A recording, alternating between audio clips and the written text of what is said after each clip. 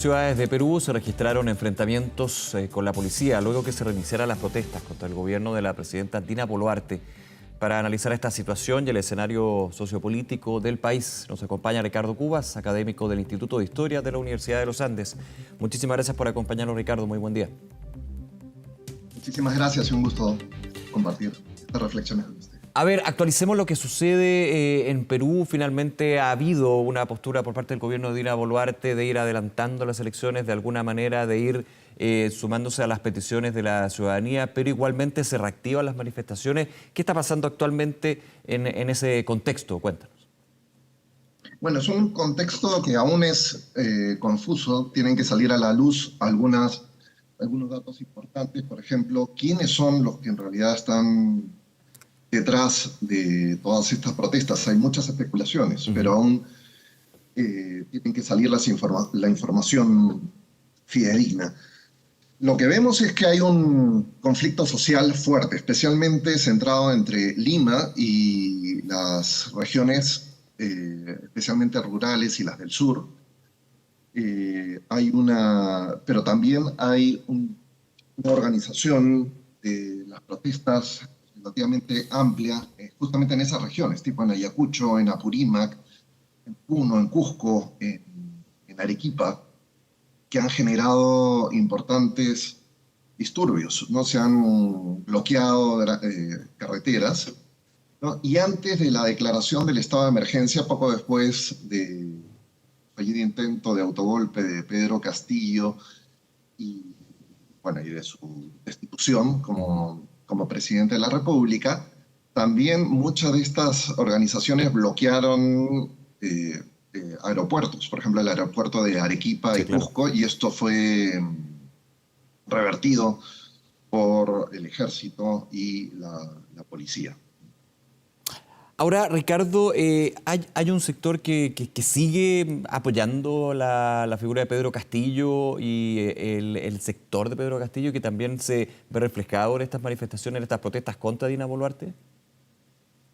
Sí, yo creo que el país está dividido, ¿no? Si uno ve alguna de las encuestas más recientes, es claro que Castillo no tenía apoyo en Lima, y esto es algo transversal a las clases sociales de Lima, y sin embargo continuaba teniendo un apoyo significativo en las regiones que he mencionado y que son en las cuales Castillo logró un alto porcentaje de votación, ¿no?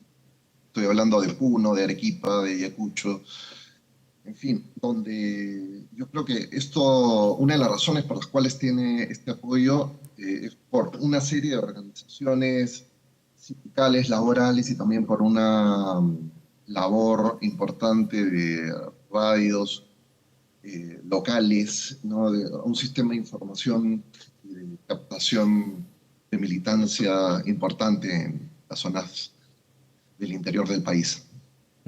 Claro, y por eso también lo que tú mencionabas al comienzo, que es clave, digamos, lo que está sucediendo en la situación de Perú. Es un conflicto que, si uno, nunca es bueno simplificar los conflictos, digamos, pero para entenderlo en el contexto, es Lima contra el resto de las regiones y justamente desde la mirada distinta que se tiene desde la capital peruana al resto de las zonas del Perú, ¿no? Del país.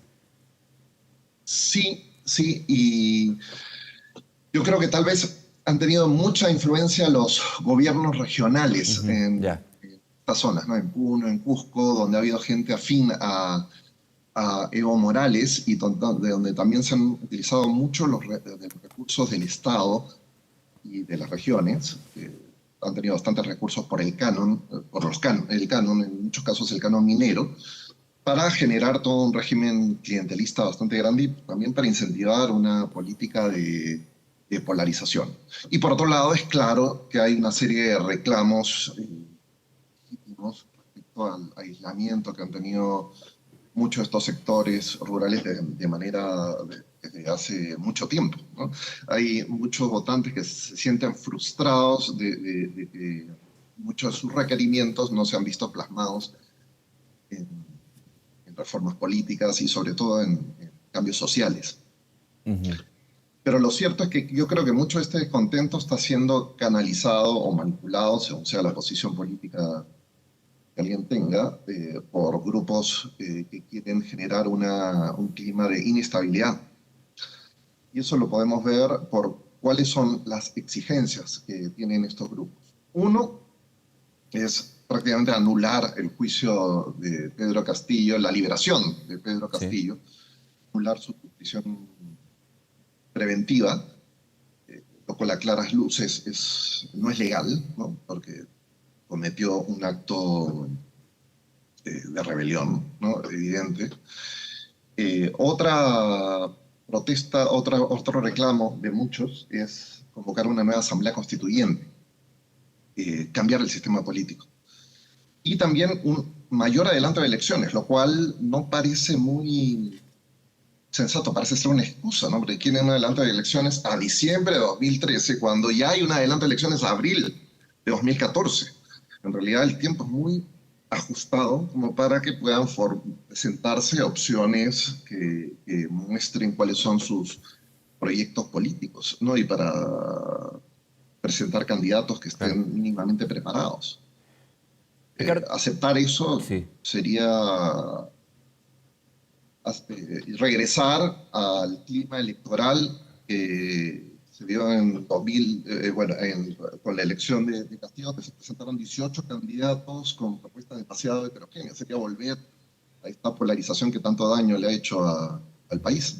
Ricardo, en ese contexto y con estas exigencias y demandas también que se van dando de los distintos grupos, como tú mencionas, ¿cuál es, te hago la pregunta, el margen o el posible margen que tiene este gobierno de Dina Boluarte, que muchos dirían, bueno, es un gobierno justamente de transición a lo que será el adelantar las elecciones, pero finalmente esta no es primera vez que se da una situación, aquí hay una crisis institucional que lleva bastante tiempo, no aparece solamente con Pedro Castillo, sino que se intensifica y llega a una situación más grave de lo que en algún minuto se dio en el Perú. Aquí hay una historia detrás, ¿no? Sí, es muy difícil prever qué cosa es lo que va a pasar, cómo va a manejar los conflictos sociales. Por un lado, es un gobierno débil, ¿no? Tiene muy poco respaldo. El Parlamento no tiene una bancada propia, ya que Dina Boluarte fue expulsada del partido que la llevó al poder, Perú Libre, un partido de extrema izquierda, un marxista, leninista, castrista, que tiene participación en estas protestas. Vladimir Cerrón también está involucrado. Vladimir Cerrón, el líder de Perú Libre, claro, también está involucrado en estas protestas. Por otro lado, al no ser una persona con experiencia, es muy probable que en control de las protestas se cometan una serie de excesos que también se han cometido y que sea acusada de crímenes contra los derechos humanos, ¿no? Entonces,